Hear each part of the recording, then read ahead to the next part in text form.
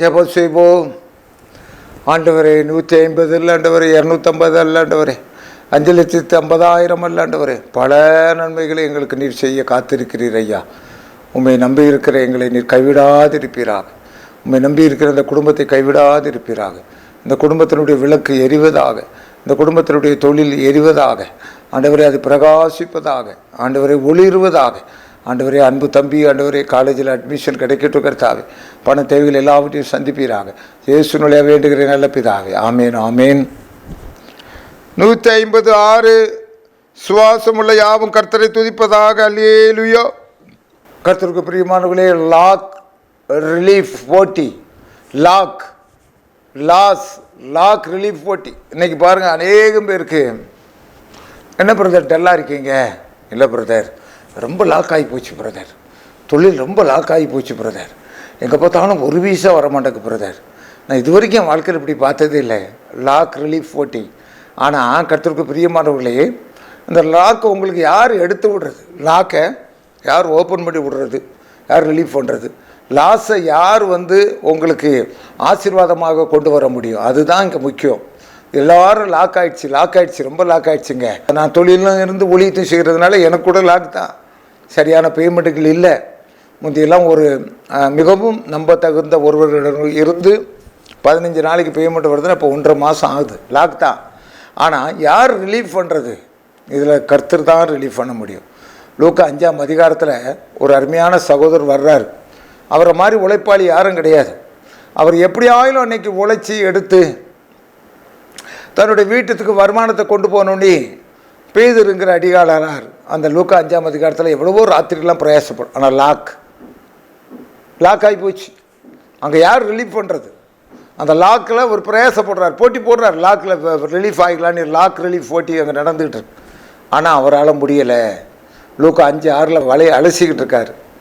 அங்கே தான் அப்படியே தான் உலகத்தினுடைய எல்லா ஃபைனான்ஸ் மினிஸ்டர், உலகத்தினுடைய ஹெல்த் மினிஸ்டர், உலகத்தினுடைய எல்லா மினிஸ்டருக்கெல்லாம் மினிஸ்டர், பிரைம் மினிஸ்டருக்கெல்லாம் பிரைம் மினிஸ்டர், குறிப்பாக ஃபைனான்ஸ் மினிஸ்டர் நம்முடைய இயேசு கிறிஸ்து அங்கே வர்றார். என்ன தம்பி பேதுரு, என்னய்யா? ஐயா லாக் ஆகி போச்சுயா, ஒன்றுமே கிடைக்கலையா, ரிலீஃப் பண்ணி விட்றப்போ அந்த பக்கமாக வலையை போடுப்பா, ஆழத்தில் போய் வலையை போடுப்பா, அவ்வளோதான், ரிலீஃப் ஆகி போச்சு.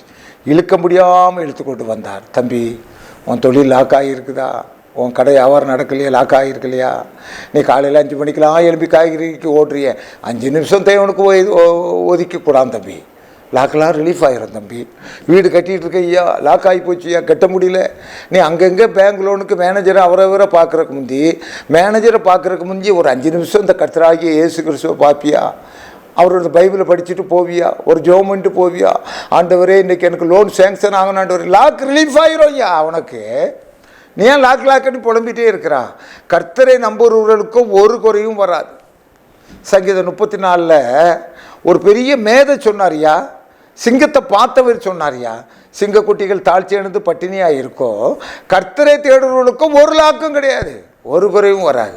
சிங்கத்தை பார்த்துட்டு பேசினாரியா. நீ என்னையா பார்த்துருக்க? அந்த உலகத்தில் 1008 தடவை லாக்க பார்த்தாலும் ரிலீவ் பண்ணுற நான் உங்களை விடுதலையாக்குகிறேன்.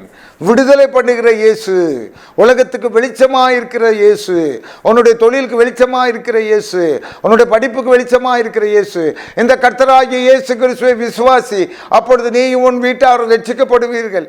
இந்த கர்த்தராகிய இயேசு கிறிஸ்துவை விசுவாசி, அப்பொழுது உன்னுடைய படிப்பு உனக்கு மண்டைக்குள்ளாக ஏறும். இந்த கர்த்தராகிய இயேசு கிறிஸ்துவை விசுவாசி, உன் தொழில் உனக்கு சிறந்து விளங்கும். இந்த கர்த்தராகிய இயேசு கிறிஸ்துவை விசுவாசி, அப்பொழுது உன்னுடைய முடக்குவாதம் நீங்கி போகும். இந்த கர்த்தராகிய இயேசு கிறிஸ்துவை விசுவாசி, அப்பொழுது உன்னுடைய பிபி காணாமல் போகும். இந்த கர்த்தராகிய இயேசு கிறிஸ்துவை விசுவாசி, அப்பொழுது உன்னுடைய சுகர் லெவல் குறைந்து போகும்.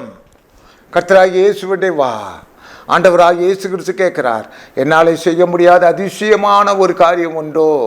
அவரை நம்பின ஒருவரும் வெட்கப்பட்டு போவதில்லை.